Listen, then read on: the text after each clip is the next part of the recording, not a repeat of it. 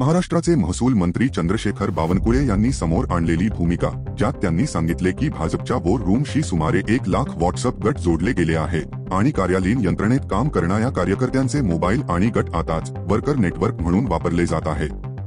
हे विधान मोठ्या वादाला कारणीभूत ठरले आहे। बावनकुळे यांनी हा मुद्दा स्थानिक निवडणुकीच्या रणनीतीच्या संदर्भात मांडला असला तरी काहींनी हे विधान सर्वसाधारण निरीक्षणावरून फोनवरील आणि संवाद माध्यमांवरील नियंत्रण प्रस्तावित करणे असे समजले।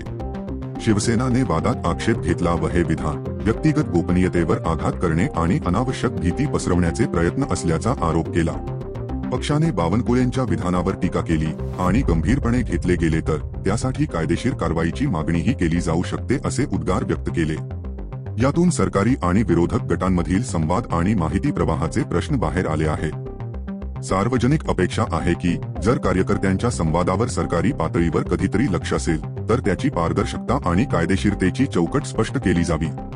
नागरिकांनाही त्यांच्या डिजिटल गोपनीयतेबाबत जागरूक राहण्याची गरज असल्याचे तज्ज्ञ म्हणतात। तसेच राजकीय पक्षांनी कायदेशीर स्वरूपातील अटी आणि माध्यम धोरणे सार्वजनिक केली पाहिजे। हे विधान सध्या राजकीय चर्चेचा भाग असल्याने पुढील काही दिवसांत पक्षांच्या अधिक स्पष्टीकरणांचा प्रवाह अपेक्षित आहे।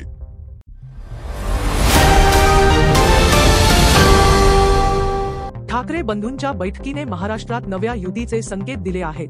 महाराष्ट्रातील राजकारणात पुन्हा एकदा हलचल निर्माण झाली आहे, कारण शिवसेना प्रमुख उद्धव ठाकरे आणि मनसेचे अध्यक्ष राज ठाकरे यांनी मागील 3 महिन्यात 5 वेळा एकमेकांची भेट घेतली। दोन्ही बंधूंच्या या वाढत्या संपर्कामुळे मुंबई महानगरपालिका निवडणुकीच्या पार्श्वभूमीवर नवा राजकीय फॉर्म्युला तयार होतोय का, यावर चर्चेला उधाण आले आहे।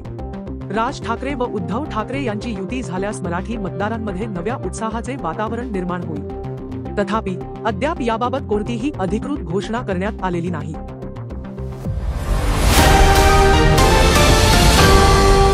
महाराष्ट्राच्या राजकारणात सध्या सर्वात चर्चेचा विषय ठरला आहे तो म्हणजे राज ठाकरे यांच्या मनसेचा महाविकास आघाडीत प्रवेश। मागील काही दिवसांपासून मनसेचे नेते आणि शिवसेना उद्धव बाळासाहेब ठाकरे गट तसेच राष्ट्रवादी काँग्रेस शरद पवार गट यांच्या काही नेत्यांमध्ये गुप्त बैठकांचे सत्र सुरू असल्याची चर्चा रंगली आहे। मनसेच्या प्रवेशाबाबत अजून अधिकृत घोषणा झालेली नसली तरी मुंबई आणि ठाण्यातील कार्यकर्त्यांमध्ये या चर्चेची प्रचंड लगबग आहे। 2024च्या लोकसभा आणि विधानसभेतील पराभवानंतर महाविकास आघाडीत नव्या समीकरणांची गरज निर्माण झाली आहे। त्यात मनसेचा प्रवेश झाल्यास मुंबई, ठाणे, नाशिकसारख्या शहरी मतदारसंघात आघाडीला नवसंजीवनी मिळू शकते। राज ठाकरे यांनी नुकत्याच झालेल्या भाषणात म्हटले होते की मराठी स्वाभिमान आणि स्थिर सरकार हवे, मग आम्ही कुणासोबत बसलो तरी फरक नाही। या वक्तव्यामुळेच राजकीय वर्तुळात चर्चांचा भडका उडाला आहे। दरम्यान भाजपने या चर्चेवर प्रतिक्रिया देताना म्हटले आहे की मनसे आघाडीत गेली तरी जनता विकासाच्या राजकारणावर विश्वास ठेवते। आता मनसे खरंच महाविकास आघाडीत सामील होणार का, की ही फक्त राजकीय रणनीती आहे, हे पुढील काही दिवसांत स्पष्ट होईल। उपमुख्यमंत्री अजित पवार यांनी नांदेडसारख्या गर्दीतून शेतकरी कर्जमाफी संदर्भात राज्य सरकारच्या भाकिताबाबत स्पष्टीकरण दिले आहे। त्यांनी सांगितले की राज्य शासनाने कर्जमाफीबाबतची बांधणी केली आहे आणि योग्य वेळ आल्यावर तज्ञ समितीच्या सल्ल्यानुसार आणि अर्थसंकल्पीय व्यवहार्यता पाहून अटींमध्ये कर्जमाफीची घोषणा केली जाईल। पवार यांच्या म्हणण्यानुसार यापूर्वीही विविध राज्ये व केंद्राने कर्जमाफीचे धोरण राबवले आहे, परंतु यावेळी मोठ्या प्रकल्पांसाठी व नैसर्गिक आपत्तींच्या नुकसान भरपाईसाठी सुमारे 32,000 कोटींचे मदत पॅकेज जाहीर केले आहे। पवारांनी सांगितले की राज्याचे वित्त व्यवस्थापन आणि आर्थिक प्राथमिकता लक्षात घेऊन निर्णय घेण्यात येणार आहेत। पगार, सामाजिक योजनांवरील खर्च आणि वीज सबसिडी यांसारख्या अनिवार्य खर्चांच्या पार्श्वभूमीवर कर्जमाफीचे आकारो निर्धार करावे लागेल। शेतकऱ्यांच्या वाटाघाटीनुसार आणि राजकीय दबावाच्या पार्श्वभूमीवर कर्जमाफीच्या अटी, योग्यता निकष, कर्जाची रक्कम, पुनर्निर्धार आणि वित्तपुरवठा या सर्व मुद्द्यांचा तपशीलवार अभ्यास आवश्यक आहे। विरोधकांनी यावर टीका केली आहे। हे लक्षात घेऊन राजकीय दृष्टिकोनातून हे विषय निवडणूक मोहिमेत महत्त्वाचे प्रभाव टाकू शकतात। शेतकरी मतदारसंघांमध्ये अपेक्षा वाढल्याने निवडणुकींवर व राजकीय समीकरणांवर याचा परिणाम दिसू शकतो। त्यामुळे कर्जमाफीची अंतिम रूपरेषा आणि त्याची जाहीरता सरकारकडून कधी व कशी होईल हे पुढच्या काही आठवड्यात निर्णायक ठरेल। पुण्यात PSI गोपाल बर्णे अटके, मोठा भ्रष्टाचार उघड। पुणे पोलीस दलात मोठा धक्का बसला आहे।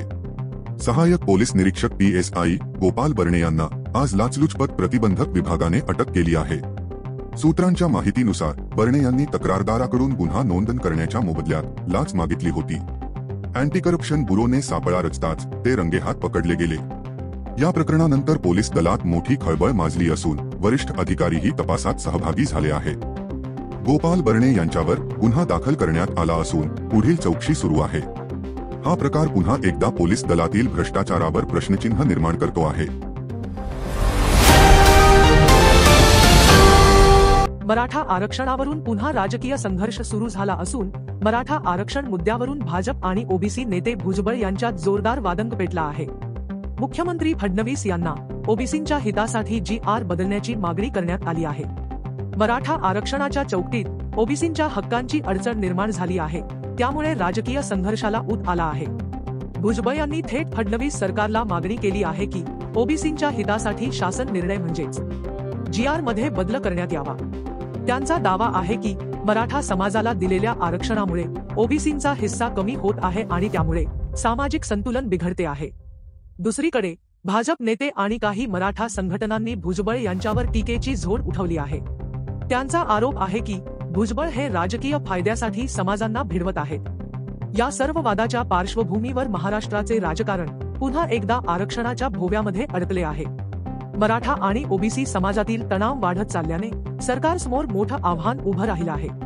पुढील काही दिवसात या संघर्षाची दिशा कोणती घेतली जाते हे पाहणं उत्सुकतेचं ठरेल। मुख्यमंत्री देवेंद्र फडणवीस यांनी फलटण तालुक्यात नुकताच दौरा केला असून या दौऱ्याचा प्रमुख उद्देश पूर आणि अतिवृष्टीमुळे झालेल्या नुकसानाची प्रत्यक्ष पाहणी करणे होता। अतिवृष्टी आणि पुरामुळे झालेल्या नुकसानाची पाहणी करण्यासाठी फडणवीस फलटणमध्ये आले होते। त्यांनी शेतकरी, नागरिक आणि प्रशासनाशी संवाद साधून त्यांच्या समस्या समजून घेतल्या।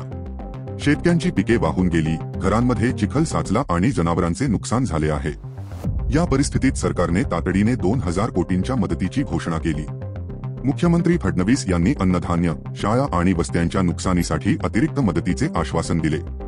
तसेच ओला दुष्काळ जाहीर करण्यासंदर्भातही सरकार सकारात्मक असल्याचे सांगितले। फलटणच्या दौऱ्यानंतर पूरग्रस्त जनतेला सरकारकडून थेट मदत मिळेल अशी अपेक्षा निर्माण झाली आहे।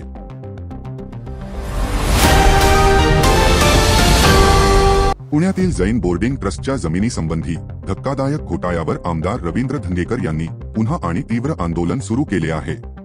त्यांनी स्पष्ट आव्हान दिले आहे की जैन बोर्डिंग प्रकरणातील संपूर्ण जमीन व्यवहार रद्द होईपर्यंत हा लढा मागे हटणार नाही। मुंबईतील धर्मदाय आयुक्त कार्यालयाने या व्यवहारासाठी जैसे थे आदेश दिल्याचे दिसत असले तरी धंगेकर यांच्या मते हा आदेश म्हणजे केवळ जनतेला मूर्ख बनवण्याचा प्रकार आहे। त्यांनी धर्मदाय आयुक्त व खासदार मुरलीधर मोहोळ यांच्या भूमिकेवर प्रश्नचिन्ह उपस्थित केलं असून या प्रकरणातील संबंधित सर्वांवर गुन्हे दाखल व्हावेत ही त्यांची ठाम मागणी आहे। पुणेकरांमध्ये या घोटाळ्यामुळे संताप व्यक्त होत असून जैन समाजाने देशव्यापी आंदोलनाचा इशारा दिला आहे। काही बिल्डर व राजकीय नेत्यांच्या संगनमताने जमिनीचे व्यवहार झाले असल्याचा आरोप धंगेकर यांनी केला आहे। त्यामुळे हे प्रकरण न्यायालयीन, राजकीय आणि सामाजिक पातळीवर गाजत आहे। धंगेकरांचा संघर्ष आणि जैन समाजाचा दबाव यामुळे पुण्यातील राजकारणात मोठी हालचाल सुरू झाली आहे। या होत्या आजच्या महत्त्वपूर्ण घडामोडी। नवीन व ताज्या अपडेट्ससाठी आपल्या चॅनेलला लाईक करा आणि सबस्क्राईब करायला विसरू नका।